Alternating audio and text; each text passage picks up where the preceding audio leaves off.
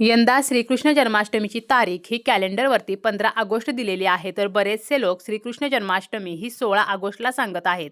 त्यामुळे नक्की श्रीकृष्ण जन्माष्टमी कधी साजरी करावी, उपवास कधी करावा असा संभ्रम लोकांमध्ये निर्माण झालेला आहे. जेव्हा अष्टमी तिथी आणि रोहिणी नक्षत्र वेगवेगळ्या दिवशी येते, तर तेव्हा उदय तिथीनुसार श्रीकृष्ण जन्म साजरा केला जातो. आणि यावर्षी अष्टमी तिथी आणि रोहिणी नक्षत्र वेगवेगळ्या दिवशी आलेले आहे. अष्टमी तिथी ही 15 ऑगस्टला शुक्रवारी रात्री 11:49 सुरू होणार आहे आणि 16 ऑगस्टला शनिवारी रात्री 9:34 संपणार आहे. रोहिणी नक्षत्र प्रारंभ होणार आहे 17 ऑगस्टला पहाटे 4:38 आणि 18 ऑगस्टला पहाटे 3:17 रोहिणी नक्षत्र समाप्त होणार आहे. त्यामुळे बरेचसे लोक 16 ऑगस्टला श्रीकृष्ण जन्माष्टमीचा उपवास आणि पूजा करणार आहेत. काही कृष्ण भक्त हे अष्टमी तिथी संपल्यानंतर उपवास सोडतात आणि अष्टमी तिथी ही 16 ऑगस्टला रात्री संपणार आहे. त्यामुळे 16 ऑगस्टला आपण उपवास करून तो 17 ऑगस्टला सोडू शकतो.